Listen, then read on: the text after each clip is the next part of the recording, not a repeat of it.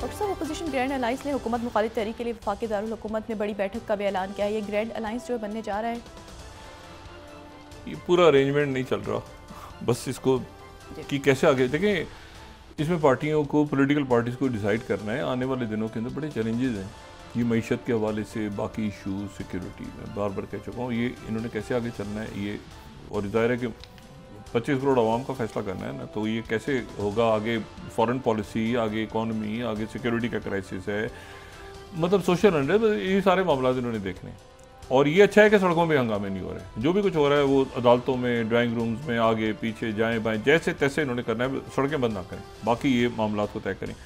और ये जो इतनी ज़्यादा करप्शन पूरे मुल्क में हो रही है, ठीक है ना, लेकिन अब चूँकि वो लीगलाइज है तो कुछ नहीं कर सकते। बात इशू ये सारा कि जो मैंने आपसे बात की ना कि ये CDU और SU, उसमें मैं एक वजाहत कर दूँ कि ये दो पार्टियाँ एक ही हैं।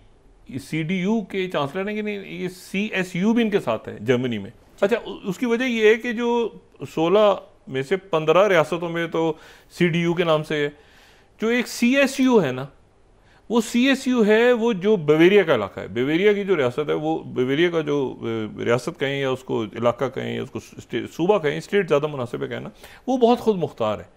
और ये वो है जहाँ पे म्यूनिख भी है, नुरनबर्ग ट्रायल्स भी जहाँ पे हुए, और ये सेकंड वर्ल्ड वॉर में नाजीज यहाँ पे बड़े मजबूत भी हो गए थे। और वो जो है वहाँ पर वो जो काम करते हैं वो CSU के नाम से यही पार्टी काम करती है। और उसकी वजह यह है कि ये एक ज़माने में किंगडम ऑफ बवेरिया भी रहा है, और ये बाद में इसने ये जर्मनी का हिस्सा बना। और जितनी बड़ी ब्रांड्स हैं, म्यूनिख भी यही है, अच्छा, जितनी बड़ी ब्रांड्स हैं ना उनकी, ये ऑडी और ये एडिडास और BMW, जो बड़ी जर्मन ब्रांड्स हैं, वो सारी, और इंडस्ट्री के हवाले से वो सारी की सारी जो हैं वो बवेरिया के।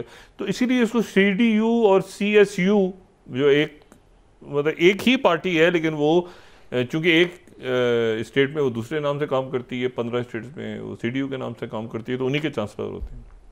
तो ऐसा नहीं हो सकता कि CDU से CSU अलग हो जाए, वो एक ही अलायंस है। अच्छा, यूनियन, जो यूनियन कहते हैं, एनीवे। अच्छा, अब ये जो पेचा पड़ा हुआ है यहाँ पे नेतन्याहू साहब ने कि जी वो ऐसा है कि हम तो नहीं कर रहे, क्योंकि उसकी वजह ये है कि पहले उन्होंने कहा कि वो मतलब वो असल में जो जी दूसरा मरहला शुरू होना है ना, दूसरा मरहला बहुत फैसला कौन है। दूसरा मरहला शुरू होना है पहली तारीख को पहला मरहला ख़त्म हो रहा है, दूसरा मरहला शुरू होना है सीज़ फायर का। और जो दूसरा मरहला है उसके आखिर में 42 दिनों के बाद ये तय हो जाएगा कि मुकम्मल जंगबंदी, मुकम्मल इनखला और दूसरी रियासत के क़याम की तरफ। वहाँ पर अब सारे जो हैं वो देख रहे हैं कि ये दूसरा मरहला नेतन्याहू को पकड़ा, अब वो ताख़ीर करे, अच्छा मैं डिले कर रहा हूँ, मैं आगे कर रहा हूँ, मैं पीछे कर रहा हूँ। उस टीवी कौफ ने कहा जो आगे करते हैं, आप इसको एक्सटेंड करते हैं, जंगबंदी है ना, लेकिन एक्सटेंड करते हैं, यरगमाली भी। उन्होंने कहा आज कि मैं जो हूँ वो यहाँ पे सिर्फ उस सूरत में, अभी अजीबोगरीब, उन्होंने कहा मैं उस सूरत में सारे कैदी छोड़ूंगा अभी शाम को। उन्होंने कहा मैं सारे जो कैदी हैं मैं मुआहदे पे चलने को तैयार हूँ, कैदी उस सूरत में छोड़ूंगा जबकि ये सेरेमनीज़ नहीं होंगी जो बाकियात हमारे हवाले की जा रही हैं, ये इनकी कोई सेरेमनीज़ नहीं होंगी, तकारीब नहीं होंगी। अच्छा, बात उनकी इस ये जो ताबूत रखे हुए थे आगे, और ये जिस अंदाज में गए, इसमें एक बहुत ही एक अजब सा था मामला। वो उसका कोई मतलब वो ताबूत रखे हुए हैं लोगों के, बच्चों के, वो सेरेमनी तो हमास की तरफ से कहा गया कि ठीक है, सारा दिन तो खामोशी रही। हमास ने अभी शाम को कहा कि हम बगैर तकारीब के कर देंगे, और यह है कि आप इसको करें, आगे कैदी रिहा कर दें, हम जो बाकियात, क्योंकि अभी इस हफ्ते आखिरी जो पहले मरहले का आखिरी स्टेज भी रहती है ना वो सीज़ फायर और कैदी, तो उन्होंने कहा कि हम बाकियात बगैर किसी सेरेमनी के कर देते हैं, आप कैदी सारे रिहा कर दें। तो इसके ऊपर अब वो इसराइल की तरफ से खामोशी छा गई है। इशू ये सारा कि नेतन्याहू इसको आगे खींचना चाह रहे हैं कि जंग किसी तरह कोई फड्डा पड़े, कोई हंगामा हो, कोई ये जो वो सारे लोग देखें वहाँ पर अमेरिका में आज पहली डिवीज़न आ गई है ट्रंप इंतज़ामिया के अंदर। ट्रंप इंतज़ामिया में पहली डिवीज़न के साइंस ज़ाहिर हुए हैं, और वो इस तरह से ज़ाहिर हुए हैं कि जो इलॉन मस्क हैं उन्होंने एक ईमेल की थी, और उन्होंने ईमेल में कहा था कि पिछले एक हफ्ते के दौरान जितने एम्प्लॉयज़ हैं वो एक हफ्ते के वीकेंड पे वो सारा लिख के बताएं, 5 नुक्ते बताएं कि 5 उन्होंने क्या काम किए हैं अपने, जो मुलाजमीन हैं वो 5 काम जो किए हैं वो लिख के बता दें, एक ईमेल कर दें कि ये हमने 5 काम किए हैं। जिस जॉब पे हम बैठे हैं हमने ये 5 काम अच्छे किए हैं। वैसे ये बात मैं इलॉन मस्क की जो ये बात है ना, बहुत सारी बातों से कायल हूँ इलॉन मस्क की। देखिए ना, ये जो बैठे हुए हैं हमारे यहाँ भी बेशुमार लोग हैं, कोई 5 होने का 5 काम पूरे हफ्ते के बता दें जो आपने किए हैं। अच्छा, अब ये है कि इसके ऊपर एक रिजेंटमेंट पैदा हुई कि 5 काम ये हमसे पूछा जाए। उन्होंने कहा 5 काम बताएं, जो नहीं करेगा वो फारिग हो जाएगा, जो नहीं करेगा वो फारिग हो जाएगा। अब इसके ऊपर वहाँ पे ये हुआ कि ये तो हम आगे पीछे दाएं बाएं, तो अब ये है कि कुछ अदारों ने किया, कुछ अदारों ने नहीं किया, जिसमें से एक जो है डिपार्टमेंट ऑफ डिफेंस है जो कैश पटेल हेड कर रहे हैं। और मैं यहाँ पे रेफरेंस दे रहा हूँ फॉक्स न्यूज़ का। फॉक्स न्यूज़ कह रहा है 14th DoD tells civilian workforce to ignore Elon Musk request to report productivity. यानी उन्होंने कहा तो इलॉन मस्क। अच्छा, अब इधर से Reuters 15th some US agencies tell workers not to reply to Musk. What did you do last week? Email.